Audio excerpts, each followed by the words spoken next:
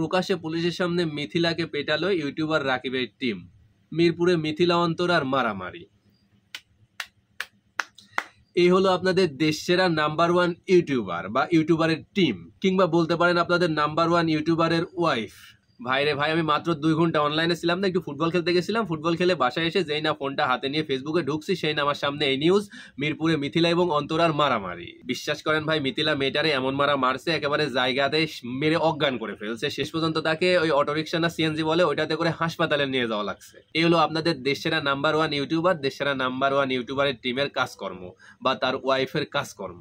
না, আপনারা আবার ভাইবেন না এটা আমি বানিয়ে বানিয়ে বলছি বা এটা কোথাও থেকে কালেক্ট করছি বা শুনছি, এরকম কিছু। এটা একেবারে সময় নিউজ, মানে আপনাদের জানেন তো সময় নিউজে কোনো কিছুই বাদ দেয় না। তো এটা একেবারে সময় নিউজে নিউজ করা হয়েছে। এই যে আমি পাশে ভিডিওটা দেখতেই পাচ্ছেন, সময় নিউজের ভিডিও।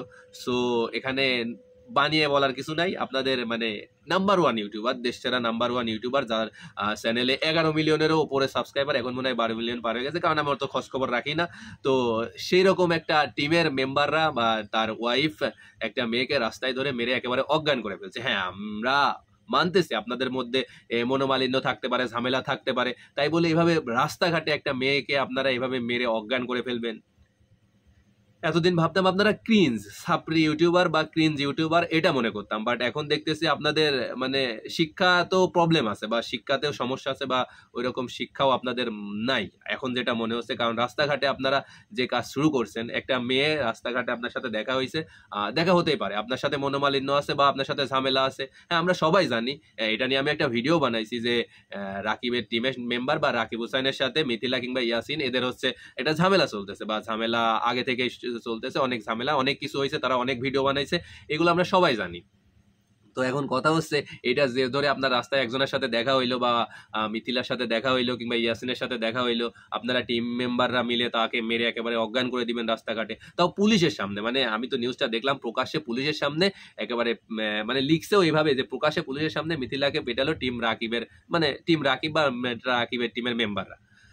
হ্যাঁ, ভিডিওটা দেখে মানে আমি জাস্ট হতবাক যে ভাই, আমরা এতদিন তাদেরকে ক্রিঞ্জ ভাবতাম বা সাপরি ভাবতাম, যে সাপরি ইউটিউবার, ক্রিঞ্জ ইউটিউবার। আমার মনে হয় না খুব একটা মানুষ তাদেরকে, হ্যাঁ যদিও হিউজ পরিমাণ ভিউজ হয়, আর আমরা সবাই জানি যে ভিউজ কোনটাই বেশি হয়, যেগুলা ক্রিঞ্জ ভিডিও বা সাপরি মার্কা। দেখেন না, টিকটকারদের আইডিতে million million views, million million follower. So views, মানুষ সস্তা জিনিসের দিকে বেশি দৌড়ায় বা মানুষ দেখে, তো তাদের ভিডিওতে ভিউজ হয়, তাদের চ্যানেলে সাবস্ক্রাইবার বেশি, এটা আমরা সবাই জানি। বাট আমার মনে হয় না যে খুব ভালোভাবে তাদেরকে কেউ ইউটিউবার ভাবতো বা গুরুত্ব দিত বা ইম্পর্টেন্স দিত, এরকম আমার মনে হয় না যে এমন কেউ আছে যে এরকম ইম্পর্টেন্স দিত। তো ওইদিকে আমরা না যাই, তারা সাপরি হোক বা ক্রিঞ্জ ইউটিউবার হোক, যাই হোক, আমার কথা হচ্ছে সেগুলা ম্যাটার করে না। আমার কথা হচ্ছে যে আপনি একজনের সাথে মনোমালিন্য আছে, আপনি রাস্তায় তাকে পেয়ে এইভাবে মানে এইভাবে মেরে একেবারে অজ্ঞান করে ফেলবেন, শেষ পর্যন্ত মেয়েটাকে হাসপাতালে নিয়ে যাইতে হচ্ছে, তাও পুলিশের সামনে। মানে ভয় ডর এদের মধ্যে কিচ্ছু নাই, মানে কাউকেই গণ্য করে না, প্রশাসনকেও গণ্য করে না, কোনো কিছুই গণ্য করে না। একেবারে রাস্তায় একজনকে পাইলো, তার উপর আমার রাগ আছে, আমি মেরে দিলাম, মানে এরকম শিক্ষা আমার মধ্যে। মানে এরকম শিক্ষা, দেশে আইন নাই, কোনো কিছুই নাই। আর প্রশাসনকে যে ভয় পায় না, তাকে তার কাছে আইন কি বা মানে জ্ঞান বুদ্ধি, মানে আমি না বুঝি না যে। আর তারপরও এখানে যদি হয়তো ছেলের সাথে মানে রাকিব হুসাইন কিছু মারামারি করছে বা অন্য কিছু, তা মানে নেওয়া যায়। তো তার স্ত্রী মিথিলা এখানে লিখছে, একেবারে ডিরেক্ট লিখছে, মিরপুরে মিথিলা অন্তরার মারামারি, মানে অন্তরা মিথিলাকে মেরে অজ্ঞান করে ফেলছে। এখন যে বিষয়টা বোঝা যাচ্ছে এটাই।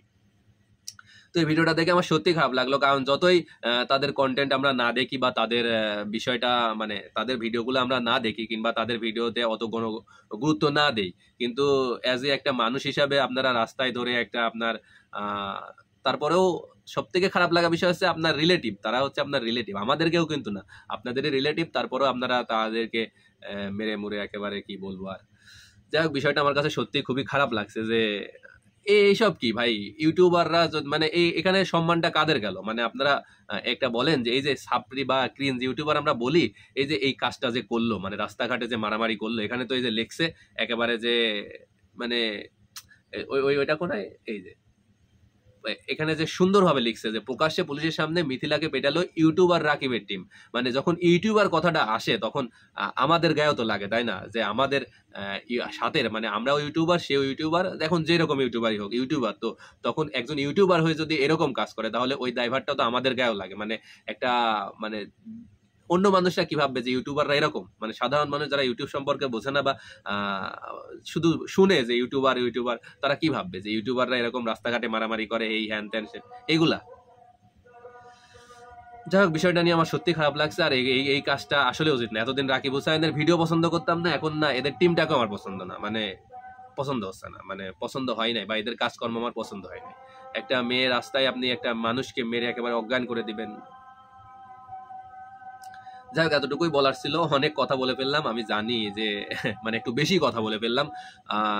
আসলে বিষয়টা আমার সত্যি খুবই খারাপ লাগছে, কারণ আপনি একজন ইউটিউবার হয়েছেন বা আপনার একজনের প্রতি রাগ আছে জন্য এরকম রাস্তাঘাটে মারামারি করবেন, এটা সত্যিই খুবই দুঃখজনক বিষয়, খুবই খারাপ একটা বিষয়। যাই হোক, এতটুকুই বলার ছিল। আপনারা হয়তো অলরেডি জেনে গেছেন। তো আপনাদের কাছে একটাই বিষয়, এই যে নাম্বার ওয়ান বলে না, এই হচ্ছে আপনাদের নাম্বার ওয়ানের নমুনা, ঠিক আছে? নাম্বার ওয়ান হওয়ার জন্য শুধুমাত্র সাবস্ক্রাইবার বেশি হলে নাম্বার ওয়ান হওয়া যায় না। একজন মানে মানুষ হিসেবেও নাম্বার ওয়ান হতে হয়, নিজের বিবেক বুদ্ধি কাজে লাগাতে হয়, বা মানে বিবেক থাকতে হয়, মেন কথা থাকতে হয়। যাই হোক, বাকিটা আপনারাই বুঝতে পারবেন। সবাই ভালো থাকবেন, সুস্থ থাকবেন। আল্লাহ হাফিজ।